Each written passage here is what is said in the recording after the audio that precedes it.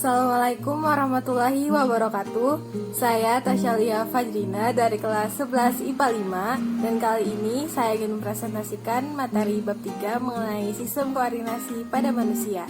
Setiap kegiatan dan kerja atau tubuh kita diatur oleh sistem koordinasi. Sistem koordinasi sendiri terdiri atas sistem saraf, sistem hormon, dan sistem indera. Masing-masing bagian dari sistem koordinasi ini memiliki karakteristik sendiri-sendiri untuk melakukan fungsinya. Sistem saraf, sistem hormon, dan sistem indera saling bekerja sama untuk melakukan kegiatan dan kerja alat tubuh kita. Bagaimana sih cara kerja sistem koordinasi ini? Nah, saya akan menjelaskannya, tetapi kita lihat dulu cuplikan cerita berikut ini. Ada seorang anak bernama Andika. Ia tengah berjalan saat ia pulang sekolah. Di tengah perjalanan ada seekor ular yang melintas. Ia pun mundur pelan-pelan dan segera berlari menjauhi ular tersebut. Napasnya terengah-engah dan jantungnya berdegup kencang. Dari peristiwa ini ada beberapa pertanyaan.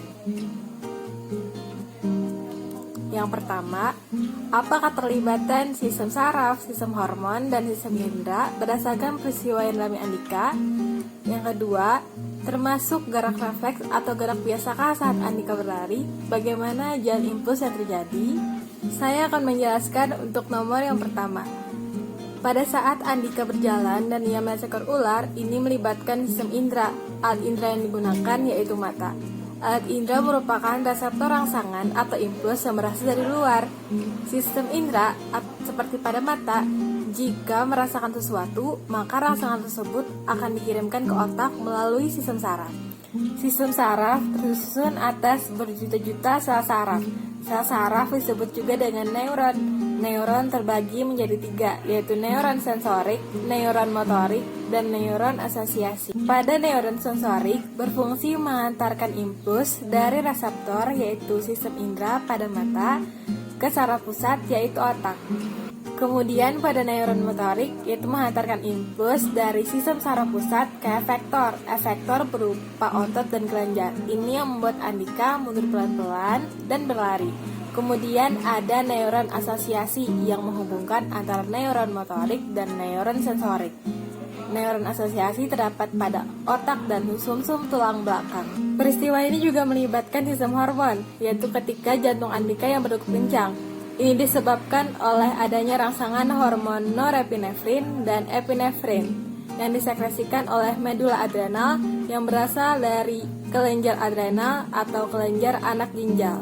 Dan juga nafas Andika yang terengah-engah ini disebabkan oleh perangsangan saraf simpatik yang juga dirangsang oleh hormon medula adrenal. Nafas juga lebih cepat dan dalam. Hal ini bertujuan untuk mengimbangi kerja jantung. Urutan jalan impuls yang terjadi yaitu impuls akan ditangkap oleh reseptor, yaitu indera penglihatan, yang akan diteruskan ke neuron sensorik dan akan diteruskan ke otak, yaitu pada saat Andika berjalan mundur pelan-pelan. Kemudian otak akan memberikan sebuah perintah kepada neuron motorik dan akan diteruskan ke efektor. Nah, pada saat efektor ini yaitu ketika Andika berlari. Sekian presentasi dari saya. Mohon maaf apabila ada kesalahan dan kekurangan. Terima kasih. Wassalamualaikum warahmatullahi wabarakatuh.